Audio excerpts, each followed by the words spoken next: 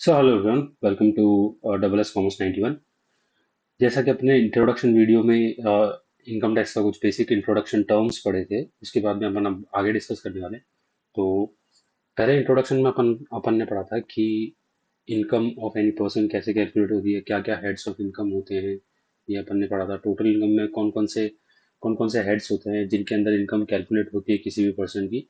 इनका ये जो हेड्स हैं ना, इनका भी अलग से चैप्टर है, तो वो अपन आगे डिटेल में डिस्कस करने वाले हैं। तो उसका अब ऑब्वियसली वो टाइम के बाद में आगे डिस्कस करेंगे, तो उसके साथ में कंप्लीट चैप्टर है इनके ऊपर। तो इनकम फ्रॉम सैलरी हो सकती है किसी पर्सन को, हाउस प्रॉपर्टी से हो सकती है, बिजनेस की इनकम हो सकती है, कैपिटल गेन हो सकता है जो कि किसी प्रॉपर्टी को ट्रांसफर करने पे वगैरह पे लगता है। उसके बाद में कोई अदर सोर्स से इनकम हो सकती है। तो ये 5 हेड होते हैं टोटल, जिसमें कि किसी भी इंडिविजुअल की इनकम डिफाइन हो सकती है। जहाँ पे आपको जहाँ पे गवर्नमेंट आपसे बोलती है कि इन अगर 5 हेड में आपकी कोई इनकम है तो आपको टैक्स देना पड़ेगा। उसकी कैलकुलेशन ऐसे होगी। उसके बाद में जो चैप्टर 6 में डिडक्शन मिलती है, डिडक्शन का मतलब ये हुआ कि आपको जो छूट मिलेगी वो आप लेस कर सकते हो। चैप्टर 6A में डिडक्शन मिलती है जिसको अपन छूट भी बोल सकते हैं, अभी तक के लिए यही समझ लो आप। उसके बाद में डिडक्शन जो कि चैप्टर सेक्शन 10AA में मिलती है, वो आप जब लेस करोगे तो उसके बाद में आपको नेट टैक्सेबल जो इनकम आएगी उसके ऊपर आपका टैक्स लगेगा। तो ये अपन ने देख लिया इनकम टैक्स एक्ट क्या होता है, रूल क्या होते हैं। इनकम टैक्स एक्ट रूल्स 1962 क्या है वो भी अब आज अपन डिस्कस करेंगे। पर एक जो मेन इंपॉर्टेंट कंसेप्ट अपन ने डिस्कस किया था, प्रीवियस ईयर और असेसमेंट ईयर। प्रीवियस ईयर क्या होता है, जिस जिस साल में आपने इनकम कमाई है वो आपका प्रीवियस ईयर होता है। और ईयर ऑफ टैक्स होता है असेसमेंट ईयर, जिसमें आपने टैक्स देना होता है। और ये अपने अपन जो फाइनेंस एक्ट पढ़ रहे हैं, जो इनकम टैक्स पढ़ रहे हैं, उसमें 1 अप्रैल 2025 से लेके 31 मार्च 2026 तक तो ईयर ऑफ इनकम होगी। ईयर ऑफ इनकम होगा जिसको अपन प्रीवियस ईयर बोलते हैं। और ईयर ऑफ टैक्स होगा आपका 1 अप्रैल से 2026 से लेके 31 दिन 2027, जिसमें कि आपकी टैक्स लाइबिलिटी आएगी, आप टैक्स देने के लिए लाइबल होंगे गवर्नमेंट को, उसको असेसमेंट ईयर बोलते हैं। तो ये कंसेप्ट अपन ने पढ़ा था। उसके बाद में कौन से कॉन्स्टिट्यूशन में, कौन से कानून में गवर्नमेंट को पावर मिलती है इनकम टैक्स कलेक्ट करने की। जब तक कोई भी पावर, इवन गवर्नमेंट भी हर कुछ नियम ऐसे ही नहीं बना सकती, जब तक उसके पास खुद के पास पावर ना हो तब तक गवर्नमेंट भी नहीं कर सकती कुछ, किसी भी नियम को लागू नहीं कर सकती। तो वैसे ही कॉन्स्टिट्यूशन ऑफ इंडिया में आर्टिकल 246 एंट्री नंबर 82 में यूनियन लिस्ट में सेंट्रल गवर्नमेंट जो कि आपकी मोदी जी है, मोदी जी वाली गवर्नमेंट, उसको पावर मिली है income tax act, income tax act कानून बनाने की, इनकम टैक्स एक्ट बनाने की। और उसमें एग्रीकल्चर इनकम पे सेंट्रल गवर्नमेंट कानून नहीं बना सकती, ये याद रखना आप। उसके बाद में एंट्री आर्टिकल 246, इंडियन कॉन्स्टिट्यूशन की बात कर रहे हैं अपन आर्टिकल्स यहाँ पे। एंट्री नंबर 46 में स्टेट गवर्नमेंट को पावर मिलती है कि वो एक्सक्लूसिवली एग्रीकल्चर इनकम पे टैक्स लगा सकता है। तो ये एमसीक्यू के पॉइंट ऑफ व्यू से भी इंपॉर्टेंट है। उसके बाद में अपन ने डिस्कस किया प्रीवियस ईयर क्या होता है, असेसमेंट ईयर क्या होता है, और अपने एग्जाम्पल में कौन सा एप्लीकेबल है मैंने वो यहाँ पे मेंशन किया हुआ है। प्रीवियस ईयर का मतलब सिंपल ये समझना जिस साल आपने इनकम कमाई है। असेसमेंट ईयर का सिंपल सा मतलब ये समझना जिस ईयर में आपको टैक्स देना है। और अब ये मत कहना कि यार ईयर क्या होता है, मतलब ईयर अपना जो फाइनेंस है, फाइनेंशियल ईयर होता है ना, अप्रैल से लेके मार्च तक। भाई एक साल पूरे 12 महीने का होता है, पर अकाउंटिंग में और इनकम टैक्स में जो अपन काम में लेते हैं ना, वो 12 महीने अप्रैल से लेके मार्च तक काउंट किए जाते हैं। तो उस फाइनेंशियल ईयर की बात कर रहे हैं अपन यहाँ पे। फिर अपन ने प्रीवियस ईयर और असेसमेंट ईयर के कुछ एक्सेप्शन पढ़े थे। एक्सेप्शन का मतलब ये होता है कि अगर आप इन केसेस में आएंगे ना, तो आपके ऊपर प्रीवियस ईयर और असेसमेंट ईयर का कंसेप्ट लगेगा ही नहीं। लगेगा नहीं मतलब, इसमें अगर आप इन 5 केस में से किसी में भी, 5 केस में से किसी में एक में फॉल करते हो ना, तो फिर आपके जो प्रीवियस ईयर है ना, जिस साल आपको आप इनकम कमाओगे उसी साल आपको टैक्स देना पड़ेगा उसी इनकम पे। गवर्नमेंट बोलेगी हम असेसमेंट ईयर तक इंतजार नहीं करेंगे। तो वो है कि एक तो सबसे पहला है कि नॉन रेजिडेंट क्या होता है वो भी मैं अभी डिस्कस करेंगे। पहले सिंपल सा आप इतना समझना कि कोई भी नॉन रेजिडेंट है जो शिपिंग बिजनेस कर रहा है, वो अगर इंडिया छोड़ के जाता है या यहाँ से कुछ सामान लेके जाता है, तो वो पहले टैक्स दे के जाएगा। प्रीवियस ईयर में जिस साल में जा रहा है उसी साल में टैक्स दे के जाएगा।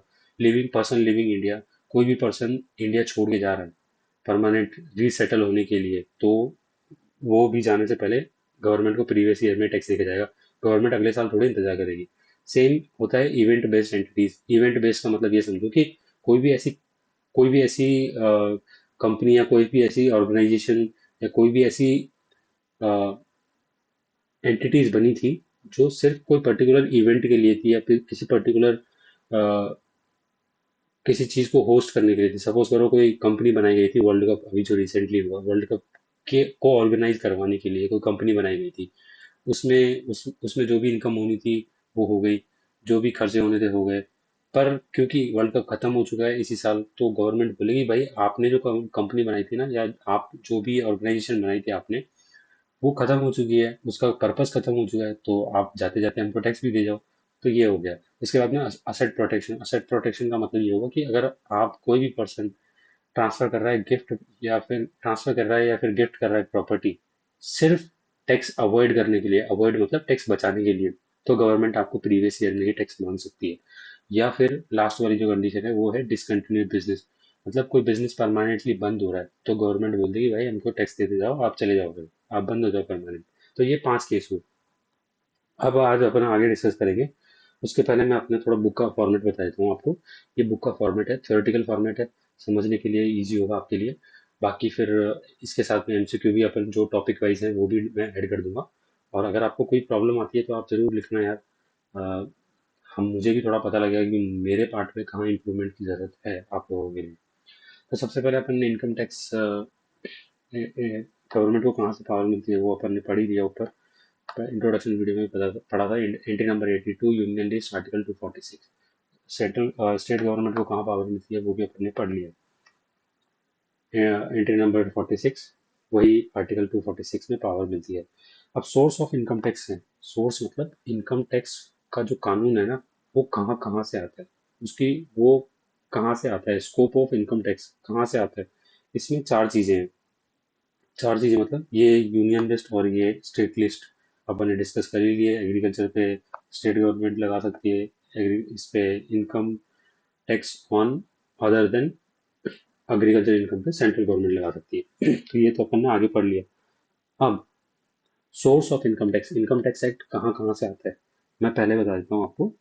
इनकम टैक्स जो आता है ना, वो आता है सबसे पहले एक्ट से, रूल से और फाइनेंस एक्ट से।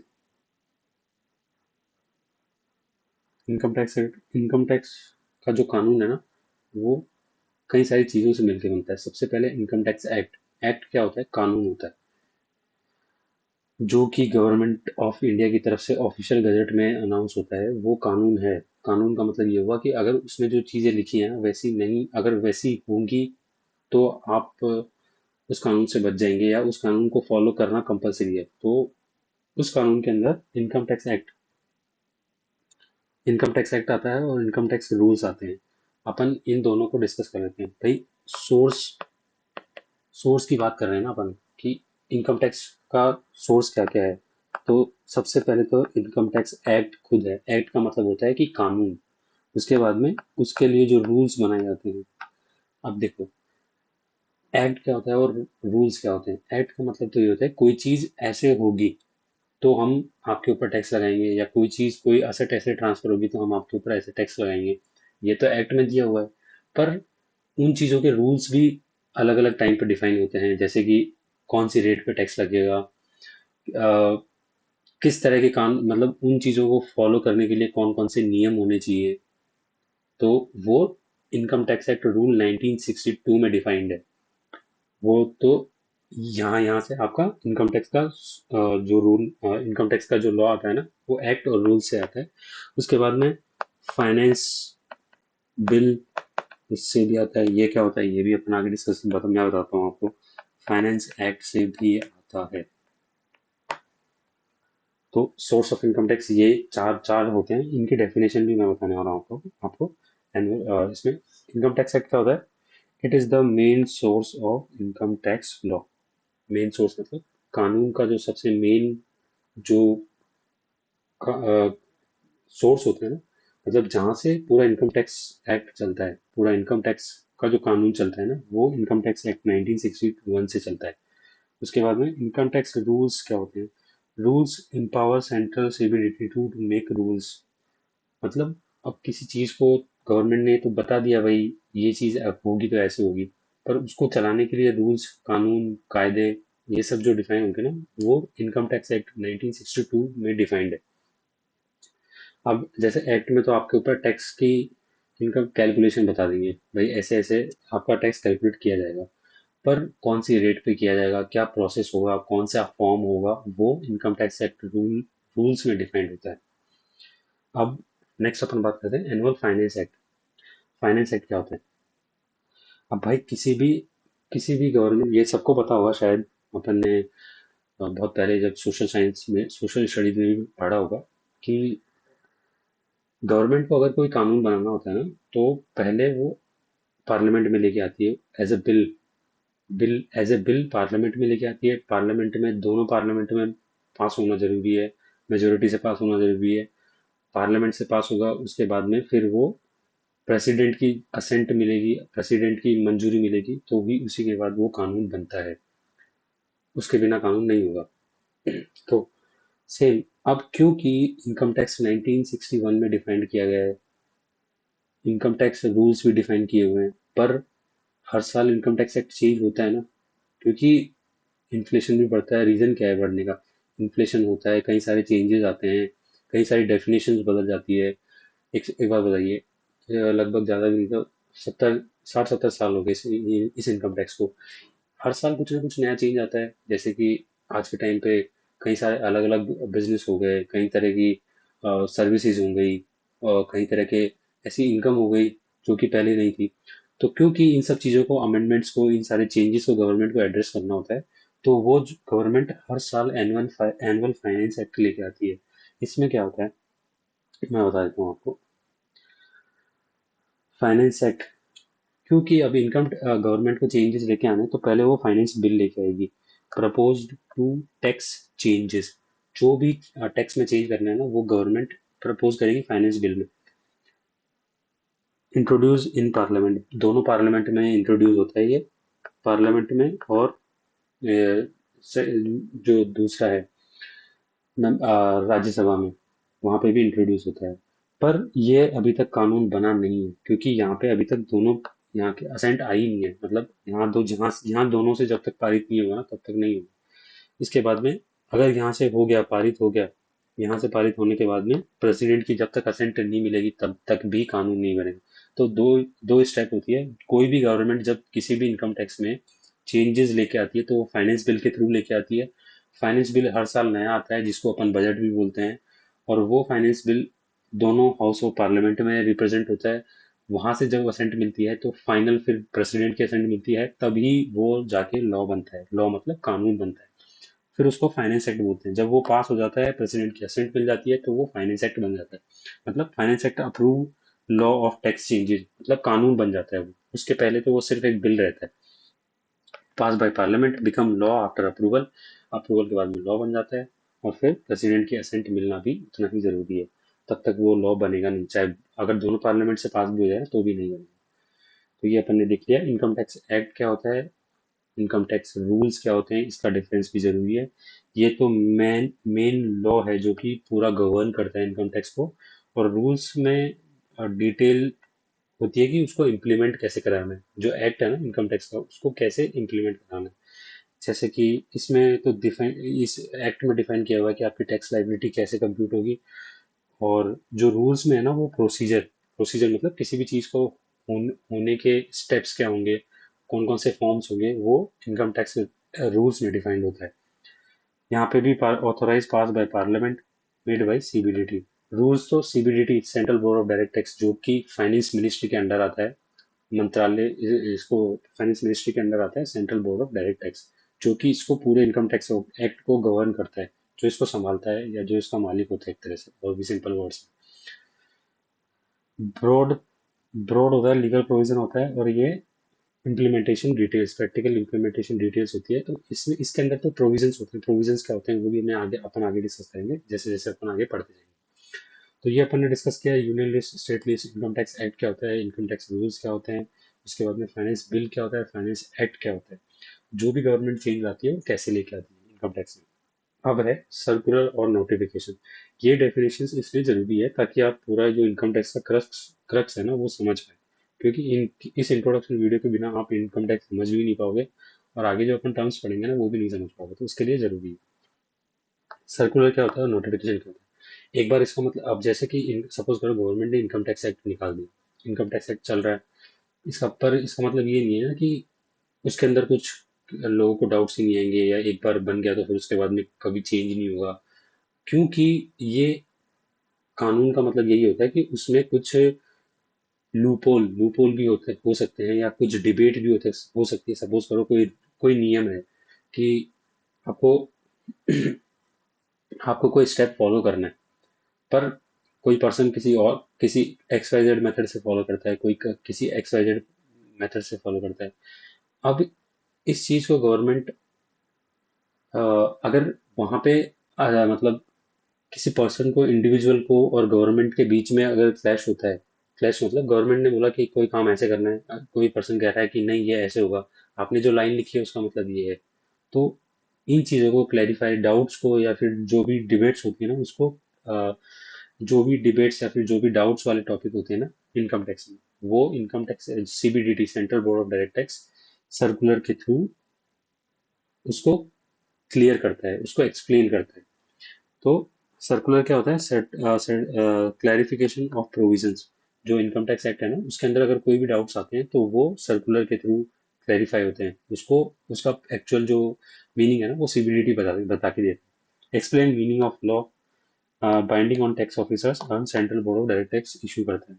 नोटिफिकेशंस का होते हैं legal power to implement provisions. Notification होती है बाइंडिंग ऑन एवरीवन। नोटिफिकेशंस का मतलब ये है कि अगर कोई भी, सपोज करो कोई चेंज आया ना कानून में, तो वो नोटिफिकेशन के थ्रू आता है, जो कि गवर्नमेंट टाइम टू टाइम निकालती है। बीच में या फिर कोई भी चेंज या कोई इंटरप्रिटेशन इशू आता है, तो ये क्यों लाया जाता है? क्योंकि जो आपका एक्ट है ना, जो आपने नियम पहले डिफाइन किए हुए हैं, उनको इफेक्ट में लाने के लिए। और ये हर हर किसी पे बाइंड करता है, क्योंकि सेंट्रल गवर्नमेंट कौन इशू करता है इसको? इशूड बाय सेंट्रल गवर्नमेंट और CBDT, time to time department bill लागू करता है। और जो असेसी है, जो टैक्स लाइबिलिटी जिसके ऊपर है, उसके ऊपर भी लाइबल करता है। असेसमेंट ईयर और प्रीवियस ईयर का कंसेप्ट भी अपन ने समझ लिया। असेसमेंट ईयर को होता है जिसमें आपने इनकम अर्न करी है, और सॉरी, असेसमेंट ईयर होता है जिसमें आपका इनकम टैक्सेबल होगी, और प्रीवियस ईयर होता है जिसमें जिसमें आपने इनकम अर्न करी। ये हो गया। उसके बाद में कोड का भी इसमें रेलेवेंस आता है, पर अभी तक आपके लिए इंट्रोडक्शन के लिए इतना ही रहने देते हैं। अब अपन आगे बात करते हैं चार्जिंग सेक्शन। चार्जिंग सेक्शन मतलब है जिसमें कि कौन सा ऐसा सेक्शन है जिसमें कि इनकम टैक्स डिपार्टमेंट को किसी भी पर्सन पे टैक्स चार्ज करने की पावर मिलती है। कौन सा ऐसा सेक्शन है? Section number 4, charging section of income tax. याद रखना बहुत जरूरी है, बहुत इंपॉर्टेंट है, आगे भी इसका रेलेवेंस आएगा। चार्जिंग सेक्शन का मतलब ये हुआ कि कहाँ से पावर मिलती है कि आप चार्ज कर सकते हो, चार्ज मतलब ले सकते हो। Section of charging section of income tax. तो income tax is charge for every assessment year, जो कि अपन ने पढ़ लिया है। एवरी असेसमेंट ईयर मतलब जैसे ही आपकी जो प्रीवियस ईयर खत्म होगा ना उसके बाद में, तो income tax is charge for every assessment year, it is charge on every person. ये ध्यान रखना, every person as defined under section 2 subsection 31। जो भी पर्सन सेक्शन 2 सबसेक्शन 31 में डिफाइंड है, उसके ऊपर इनकम टैक्स चार्ज होगा, और वो भी असेसमेंट ईयर में चार्ज होगा। प्रीवियस ईयर में जिस आप इनकम कमाओगे, और वो फिर असेसमेंट ईयर में आपको टैक्स देना पड़ेगा, वो अपन ने डेफिनेशन पढ़ ली। अब सेक्शन नंबर 4 बोलता है कि अगर कोई भी पर्सन जो डिफाइंड है, डिफाइंड मतलब जो भी अंडर सेक्शन 2 सबसेक्शन 31 के अंदर एज ए पर्सन की डेफिनेशन में आता है ना, उसको इनकम टैक्स असेसमेंट ईयर में चार्ज होगा। It is charge on the total income earned by the person during the previous year. Tax is levied at the rate prescribed by the finance act. इसका मतलब जो भी income tax charge होगा ना, वो उसकी टोटल इनकम जो person ने पिछले साल कमाई है उसके ऊपर चार्ज होगा, जो कि अपन ने प्रीवियस ईयर और असेसमेंट ईयर का जो कंसेप्ट पढ़ा है। और ये कौन सी रेट से एप्लीकेबल होता है? जो कि जो भी रेट अपने फाइनेंस एक्ट में दी होती है। फाइनेंस एक्ट क्या होता है अपन ने पहले ही पढ़ा है। फाइनेंस एक्ट हर साल लेके आती है गवर्नमेंट, जिसमें कि अभी आपको पता हो तो कुछ चेंजेस लेके आई है इंडिविजुअल के लिए। गवर्नमेंट ने टैक्स रेट्स को कम किया है, कुछ स्पेशल रेट्स भी होती है, वो भी अपन आगे डिस्कस करेंगे, तो वो अभी तो बहुत डिटेल में। तो ये हुआ। तो ये याद रखना कि चार्जिंग सेक्शन क्या है। सेक्शन नंबर 4 में जो भी पर्सन डिफाइंड है डेफिनेशन में सेक्शन 2 सब सेक्शन 31 में, मैं बताने वाला हूँ आगे, उसके ऊपर उसको चार्ज होगा उसकी टोटल इनकम पे, जो प्रीवियस ईयर में जो उसने इनकम अर्न करी है उस पे असेसमेंट ईयर में इनकम टैक्स चार्ज होगा, और जो कि rates prescribe by finance act. अब ये तो देख लिया अपन ने कि जो भी सेक्शन 2 सब सेक्शन 31 में पर्सन की डेफिनेशन में आता है, जो पर्सन कहलाया जाता है। अब पर्सन की डेफिनेशन क्या है वो भी अपन देखने वाले हैं। सेक्शन 2 सब सेक्शन 31 में उसके ऊपर जो प्रीवियस ईयर में उसने इनकम अर्न करी है उसके ऊपर टैक्स, असेसमेंट ईयर में उसको टैक्स लगेगा। तो ये अपन ने देखा सेक्शन नंबर 2 सबसेक्शन 31 में जो पर्सन की डेफिनेशन में डिफाइंड है उसके ऊपर प्रीवियस ईयर में जो इनकम आपने अर्न करी है उसके ऊपर टैक्स लगेगा असेसमेंट ईयर में। सिंपल, ये सिंपल डेफिनेशन मैंने आपको समझाई, ये पूरा क्रक्स है। अब पर्सन की डेफिनेशन में कौन कौन होता है, बहुत इंपॉर्टेंट है, ये बेसिक कवर कर रहे हैं अपन। पर्सन की डेफिनेशन में according to income tax act 7 लोग आते हैं। 7 लोग वो कौन कौन आते हैं? सबसे पहला individual, natural person, minor, unsound mind. Natural person, human being, जैसे मैं हो गया, आप हो गए। कोई माइनर हो गया, छोटा बच्चा हो गया, माइनर मतलब जो 18 साल से कम का है, वो भी आता है।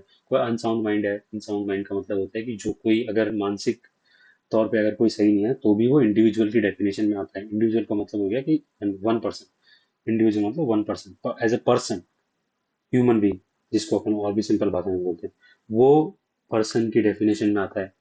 उसके बाद में HUF, हिंदू अनडिवाइड फैमिली, जो अपने पुराने टाइम पे चलती है ना, वो पर्सन की डेफिनेशन में आती है। कंपनी चाहे डोमेस्टिक हो चाहे फॉरेन कंपनी हो, वो भी पर्सन ही मान जाएगी। इनकम टैक्स के पर्पज से इनको पर्सन ही माना जाता है, इनको पर्सन ही मानते हैं। Firm including LLP, limited liability partnership या कोई पार्टनरशिप फर्म हो गई, वो भी पर्सन के डेफिनेशन में आती है। Association of person, body of individual. Association of person हो गया जैसे कि आप मान लो कोई कोऑपरेटिव सोसाइटीज हैं या फिर कोई ऐसे क्लब्स हो गए, ये भी association of person. Body of individual जैसे कोई यूनिवर्सिटीज हैं, कोई कॉलेजेस हैं, इनको एसोसिएशन ऑफ पर्सन और बॉडी ऑफ इंडिविजुअल में काउंट करते हैं। तो ये भी पर्सन की डेफिनेशन में आती है। कोई लोकल अथॉरिटीज हो गई जैसे अपनी म्यूनसिपालिटी हो गई या कोई पंचायत हो गई, ये भी पर्सन के डेफिनेशन में आती है। आर्टिफिशियल जुडिशियल पर्सन, जो जैसे कि अपन कोई यूनिवर्सिटीज मान लो या फिर कोई जैसे जो बड़े बड़े इंस्टीट्यूशंस हैं, वो भी पर्सन की डेफिनेशन में आते हैं। इनका मतलब क्या हुआ? अब क्योंकि अपन ने जो डेफिनेशन पढ़ी थी ना अभी, इनकम टैक्स इज, जो सेक्शन 4 में जो पढ़ी थी ना अपन ने डेफिनेशन, इनकम टैक्स इज, देख लेते हैं अपन, दोबारा से देख लेते हैं। Income tax is charge for every assessment year, it is charge on every person. Person कौन? ये अपन ने देख लिया कौन पर्सन। इंडिविजुअल आ गया, उसमें HUF आ गया, कंपनी आ गई, फर्म आ गई, एसोसिएशन आ गई, लोकल अथॉरिटी आ गई, आर्टिफिशियल जुडिशियल पर्सन आ गए। मतलब ऑलमोस्ट इन्होंने सबको कवर कर लिया, किसी को भी नहीं छोड़ा। कंपनी, पार्टनरशिप, इनके अलावा तो ऑब्वियसली क्या ही होगा, जो होगा वो भी इस डेफिनेशन में सब कुछ आ चुका है। चार्ज ऑन एवरी पर्सन, कितने पर्सन होते हैं? 7 पर्सन होते हैं, वो अपन ने देख लिए हैं अभी। Defined under section 2 subsection 31। कहाँ पे डिफाइंड है? Section 2, under section 2 subsection 31। ये जो ब्रैकेट में होता है ना, ये होता है सबसेक्शन और ये होता है section. It is charge on total income earned by the person. मतलब इनकम टैक्स जो होता है ना, वो चार्ज चार्ज किया जाता है income earned by the person. Person कौन? जो अपन ने डिफाइन किया, ड्यूरिंग प्रीवियस ईयर। मतलब अब इन 7 पर्सन ने प्रीवियस ईयर में जो भी इनकम कमाई ना, वो असेसमेंट ईयर में इनको टैक्स देना पड़ेगा। क्यों? क्योंकि section 4 of the income tax act कहता है कि आप चार्जिंग सेक्शन के अंडर कवर हो चुके हैं। So that's all. अभी तक अपन ने चार्जिंग सेक्शन पे पढ़ा है। आगे आगे धीरे धीरे धीरे मैं और भी टॉपिक कवर करने वाला हूँ। तो आपका रिव्यू ज़रूर देना यार मेरे को। क्या चेंज पॉसिबल है, क्या चेंजेस लाने चाहिए, अगर कोई चीज़ आपको समझ में नहीं आ रही है कितना डेप्थ में जाना चाहिए। टाइम ड्यूरेशन मुझे पता नहीं है कितना जाएगा। ऑलमोस्ट 40-50 घंटे तो जाना चाहिए मेरे हिसाब से अभी तक जो मुझे लग रहा है। पर क्योंकि ये इंट्रोडक्शन है, बेसिक है, तो इसमें मैं टाइम ज़्यादा ले रहा हूँ। पर जैसे जैसे अपन आगे जाएंगे तो मैं और शॉर्ट में करता जाऊँगा। बाकी आई होप आपको हेल्पफुल लगा होगा। ज़रूर आपका फीडबैक ज़रूर देना है। कैसा भी हो, अच्छा बुरा, आई एम एक्सेप्टिंग। मैं उसको एक्सेप्ट करूँगा, पर फीडबैक ज़रूर देना। उससे क्या है, मुझे पता लगेगा कि मैं मेरे को कहाँ पे इम्प्रूवमेंट की ज़रूरत है।